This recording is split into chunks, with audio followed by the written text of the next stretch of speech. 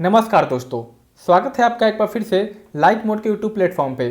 साथियों, इस वीडियो में देखेंगे 6 जून के इंपॉर्टेंट क्वेश्चंस। क्वेश्चन नंबर 1, अप्रैल 2020 में जो एलआरएस होता है, लिबरलाइज्ड रेमिटांस स्कीम, उसमें भारत की तरफ से टोटल जो पैसे जो रेमिट हुए हैं, मतलब ट्रांसफ़र हुए हैं, वह है 499 मिलियन। आपको बताना है कि यह स्कीम एलआरएस यह किस ऑर्गेनाइजेशन से रिलेटेड है। तो यह रिलेटेड है आरबीआई से। LRS basically liberalised remittance scheme होता है और रेमिट का मतलब होता है ट्रांसफ़र। दोस्तों, आपको बताएं कि यह योजना 2004 में चलाई गई थी। सबसे पहले इसका लिमिट था $25,000, फिर बढ़ा के $50,000 हुआ, लाख, और अभी जो इसका लिमिट है वह है $2.5 लाख। मोदी जी के मैनिफेस्टो में यह था कि जब वह 2019 में जीतेंगे तो इसे बढ़ाकर $3.5 लाख कर देंगे, बट वैसा हुआ नहीं है। यह फेमा के अंतर्गत आता है। इसके अंडर आप कैपिटल अकाउंट या करेंट अकाउंट किसी भी तरीके से अगर फॉरेन में पैसे भेजते हैं तो आप $2.5 लाख ज़्यादा नहीं भेज सकते। अगर इसको रुपये में कन्वर्ट करेंगे तो लगभग 1.5 लाख के आसपास पहुंच जाता है, जो कि काफ़ी बड़ी रकम है। तो एक करेंट अकाउंट हो जाता है और दूसरा कैपिटल हो जाता है, कैपिटल अकाउंट। अगर कैपिटल अकाउंट की बात करें तो अगर आप किसी कंपनी में, मानिए आप एप्पल में या फेसबुक कंपनी में आप शेयर खरीदते हो, या किसी कंपनी में आप किसी बड़े पद पे जैसे डायरेक्टर बनते हो, तो उस कंपनी का मैंडेटरी शेयर आपको खरीदना होता है। तो ऐसे सारे आपको फिर उनके लिए पैसे देने पड़ेंगे, तो ये सारा कैपिटल अकाउंट में जाता है। ओके। और करेंट अकाउंट जो होता है, यह अगर आप घर खरीदते हो, गिफ्ट देते हो, यह सारा चीज़ करेंट अकाउंट में जाता है। तो बेसिकली ऐसा है इसमें। और यह 2004 में आई थी और इसे आरबीआई संभालती है। तो आप देखना, इसमें कोई कंपनी या इस टाइप की चीज़ें नहीं आती है। आप देख सकते हो इस स्लाइड में, इस साल का यह डेटा है। तो लास्ट ईयर 1287 मिलियन था, जबकि इस साल घट के 499 मिलियन हो गया है। सबसे ज़्यादा कमी देखा गया है स्टडीज़ अब्रॉड में, इसमें 250 मिलियन से घट के 78 मिलियन हो गया है। कुछ इसी तरह बाकियों में है। तो आप देख सकते हो इसमें लिमिट है $2.5 लाख का। और ये सभी चीज़ें नॉट एलिजिबल होती है, जैसे कोई कॉरपोरेशन हो गया या हिंदू अनडिवाइडेड फैमिली होगी, इस टाइप से। अगर कोई कंपनी है और कोई बहुत ही ज़रूरत काम है, जैसे 2.5 लाख से ज़्यादा उनको चाहिए ही चाहिए, तो उसके लिए फिर प्रायर आरबीआई से इजाज़त लेनी पड़ती है।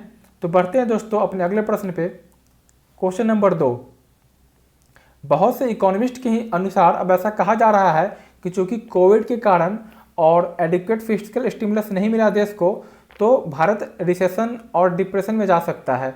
और कहा जा रहा है कि जो भारत रिकवरी करेगा, रिकवरी के बहुत पैटर्न होते हैं जो कि अल्फ़ाबेटिकली है। तो आपको बताना है कि यह भारत का रिकवरी किस तरह माना जा रहा है, कि जेड शेप्ड में होगा, यू शेप्ड में होगा, या फिर इलोंगेटेड यू होगा, या फिर वी शेप्ड होगा। वर्ल्ड बैंक हो या फिर हाल में ही भारत के जो फॉर्मर चीफ स्टैटिस्टिशियन थे, मुख्य सांख्यिकी, उन्होंने बोला है कि भारत का जो ग्रोथ होगा, रिकवरी होगी, वह इलोंगेटेड यू शेप होगा। चलिए साथियों, आपको बताते हैं कि आखिर ये जितने भी शेप होते हैं, यू, वी, जेड, एल, ये सभी होते क्या हैं। तो देखते हैं अपने अगले स्लाइड पे। Z shaped recovery. साथियों, इसमें आप देख सकते हैं यह जो ग्राफ है, यह जेड शेप्ड है।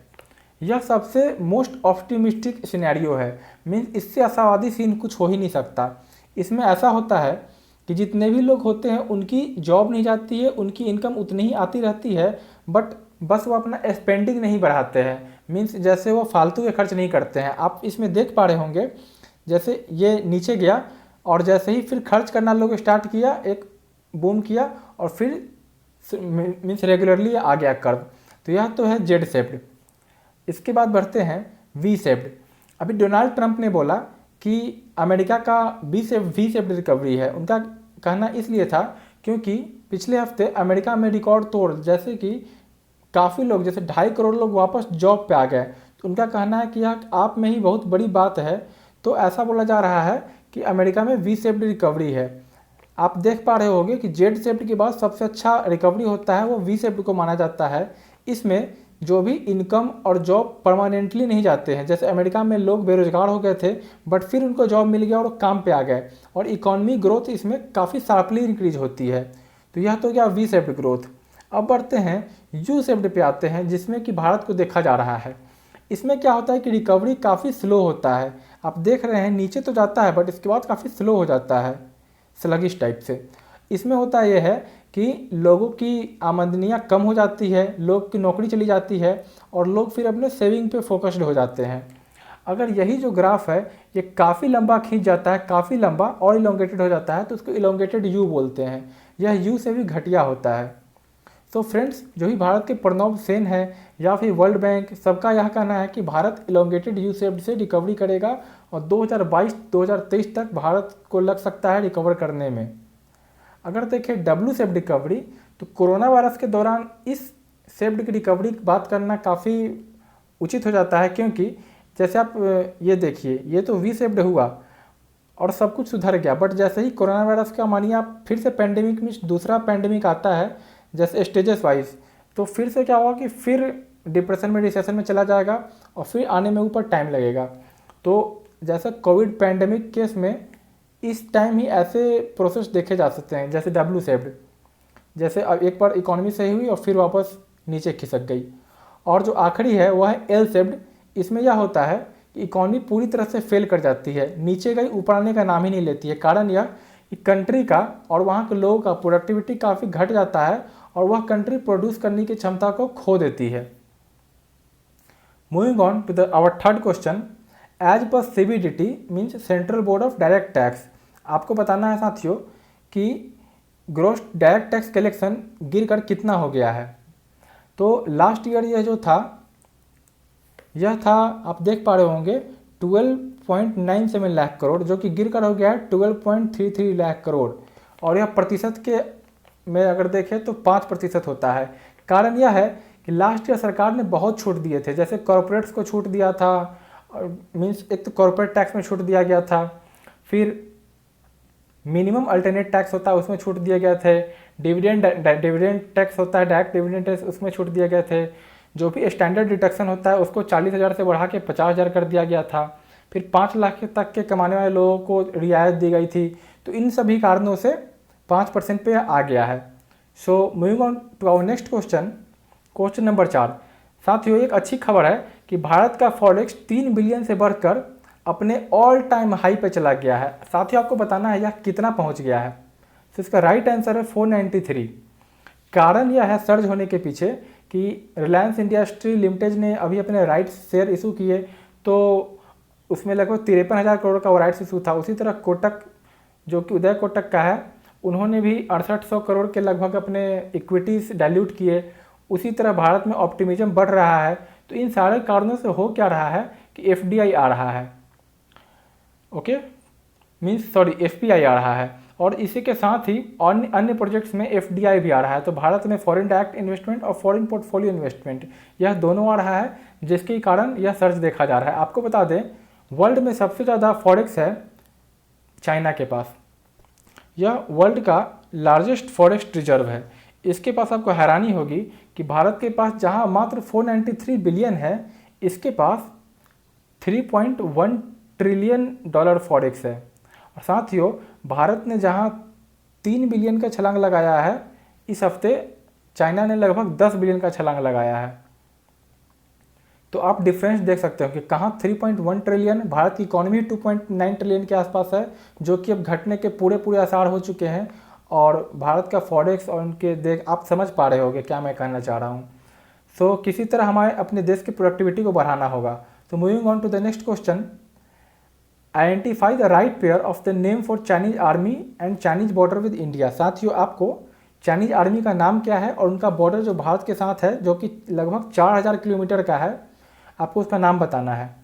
So right answer is option number D, People's Liberation Army, और लाइन ऑफ एक्चुअल कंट्रोल। जो पाकिस्तान के साथ जुड़ता है वह होता है line of control LOC, but China के साथ जो जुड़ता है वो होता है LAC।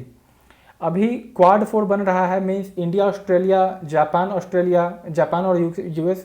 तो ऑस्ट्रेलिया भी चाह रहा है, सभी देश चाह रहा है कि भारत चाइना के अगेंस्ट हो जाए, बट भारत को समझ के चलना होगा कि लगभग 4000 का बॉर्डर भारत शेयर करता है और भारत को चाइना के साथ ही रहना है। तो जोश और होश दोनों अलग अलग चीज़ें हैं, दोनों को मद्देनजर रख के चलना होगा। और साथियों आपको बता दें ज्योग्राफिकली इंडिया का जो टेक्टोनिक शिफ्ट है, भारत अगर नक्शे वाइज देखें तो भारत ऊपर की ओर खिसक रहा है, बट ज्योग्राफिकली काफ़ी साल लग जाएंगे जब भारत और चाइना पड़ोसी नहीं रहेगा। बट ये ज्योग्राफिकली टाइम स्केल पे यह काफ़ी लंबा समय होता है, बट ह्यूमन टाइम स्केल पे हम ऑपरेट करते हैं हम लोग, तो भारत को अपना यह संबंध मीन्स यह नाइबर है तो उसी हिसाब से ऑपरेट करना पड़ेगा, समझा बुझा के किसी तरह रखना होगा। So moving on to the next question. Government sets up a 10-member task force to examine maternal mortality rate, age of motherhood.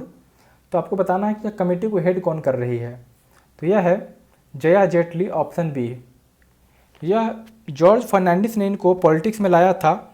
George Fernandes उनकी जो बीवी थी लिमाय उन्होंने, तो बेसिकली ये कोरिलेशन फाइंड करेगी कि एज ऑफ मैरिज और मदरहुड का क्या है बाकी चीज़ों के साथ, ताकि एक बेटर पर्सपेक्टिव मिल सके, जिसके कारण भारत का IMR infant mortality rate, total fertility rate, maternal mortality rate, ऐसे जितने भी इंपॉर्टेंट पैरामीटर्स होते हैं वह आगे जाके सुधर सके और हेल्थ और न्यूट्रिशन के मामले में भारत की लड़कियों और महिलाओं को आगे अग्रणी बनाया जा सके। So question number 7, which group of nations pledges $21 billion to fight कोविड-19 पेंडेमिक। तो 21 बिलियन दे रहे हैं यह G20। G20 1999 में बना था, 1999 में। इसमें इंडिया भी है और चाइना, ये सारे देश हैं। तो इन्होंने बोला है कि 21 बिलियन यह खर्च करेंगे। आपको साथियों बता दें G20 जो 2019 में हुआ था वह ओसाका जापान में हुआ था, और इस साल 2020 में जो होने वाला है यह इंपॉर्टेंट हो जाता है, यह होगा रियाद में। रियाद जो कि सऊदी अरबिया में है, रियाद में GCC भी है, गल्फ कोऑपरेशन काउंसिल, उसका भी हेडक्वार्टर रियाद में ही है, रियाद सऊदी अरबिया में है। 2021 में यही G20 का समिट होगा, वह होगा इटली में, और 2022 में G20 आएगा भारत, जिसका कि सिटी अभी अनाउंस्ड नहीं है, लेकिन आपको पता ही है कि ज़्यादातर चांसेस है न्यू दिल्ली में होने के। उसी तरह इटली में ज़्यादातर चांसेस है बाड़ी में होने के, BARI बाड़ी। तो फ्रेंड्स अब आपको बता दें G20 का जो हेडक्वार्टर है वह है मैक्सिको। बढ़ते अगले प्रश्न पे, which state launches India first online waste management platform. तो यह काम कर दिखाया है आंध्र प्रदेश ने, option B will be the right answer for the question. Question number 9, who has been appointed as a goodwill ambassador for the poor by UNDP।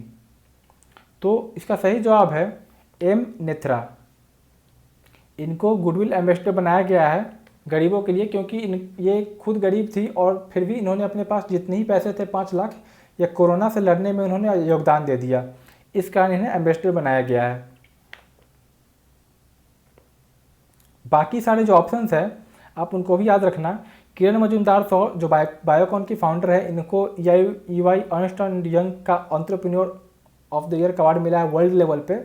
उसी तरह ब्रजेंद्र नवनीत है, इन्हें WTO का एम्बेसडर बनाया गया है। और जो PK त्रिपाठी है, प्रदीप कुमार त्रिपाठी, यह भारत के स्टील डिपार्टमेंट के सेक्रेटरी बने हैं। सो फ्रेंड्स क्वेश्चन नंबर 10, दोस्तों आपको बताना है कि which country to host Asians women's cup football in 2022। आप गेस कर सकते हो इसका आंसर। साथियों आप ध्यान से देखा करना, जैसे कि आपको ऐसे क्वेश्चन अगर नहीं आ रहे हैं तो क्वेश्चन में एशियन लिखा हुआ है और इसमें एशियन कंट्री बस इंडिया है, तो इसका राइट आंसर तो इंडिया होगा। बट आपको बता दें कि स्पेन और सर्बिया यहाँ भी इम्पोर्टेंट हो जाता है। बेसिकली स्पेन में बैडमिंटन का चैम्पियनशिप खेला जाएगा 2021 का, आप याद रखना बैडमिंटन। और सर्बिया इंपॉर्टेंट इसलिए है क्योंकि भारत में ही बॉक्सिंग चैंपियनशिप होना था 2021 में, बट भारत से यह हट के अब यह चला गया है सर्बिया। तो अभी तक तो भारत में ही होना था, बट अब यह भारत से होस्टिंग छिन गया और यह सर्बिया चला गया। तो ये दोनों काफ़ी इंपॉर्टेंट हो जाते हैं क्योंकि अगले ही साल तो एग्जाम में बिल्कुल पूछे जाएंगे। तो फ्रेंड्स यह थे आज के क्वेश्चंस। आपको मजा आया होगा तो कृपया बेल बटन जरूर प्रेस करें, नोटिफिकेशन आपको सबसे पहले मिलेगा। और अपने दोस्तों को भी बताएं, अपने व्हाट्सएप पे स्टेटस लगाएं, ताकि हमारा चैनल काफ़ी जल्दी से ग्रोथ करे और हम यूट्यूब एल्गो को बीट कर पाएँ। सो फ्रेंड्स यह थे आज के important question. See you soon, bye bye.